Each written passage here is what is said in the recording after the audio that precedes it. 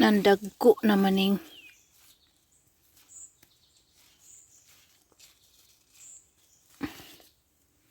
yan ang mga unod. Yan ang mga unod. May mga unod din dyan. Mag-harvest ako guys. Oh, basa pa man. Ayan ang kamatis ko oh. Nangunod na akong kamatis. Akong cucumber oh. Nabalik na akong cucumber. Akong talong. Ay. Kailangan ko ng... Ay, ito pala ang kamatis nga. Ano oh. Yatag sa akong sister-in-law. So, kailangan ko ng talian ulit. Wala, nabali siya. Kunin ko yung akong pantali. Ayan, nangunod na ako ang sweet banana peppers. Kailangan ko na mag-harvest sa akong jalapeno.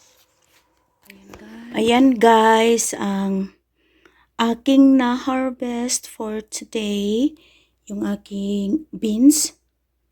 And then, jalapeno. Ito yung ilagay namin sa pizza. At saka ito yung Hungarian peppers. And then ito yung sweet banana peppers. At saka ito naman ang serranos. Lahat siya mga klase-klase ng peppers or chilies. And then ito naman yung binigay ng aking sister-in-law. Yung black Hungarian peppers. So, tuwang-tuwa ako guys. Yan ang aking nakuha today. Yung mga kamatis ko, tanglad ko, yung talong ko, tsaka yung okra ay nag-umpisa na sila na mulaklak. At yung mga kamatis ko ay nagbunga na rin siya.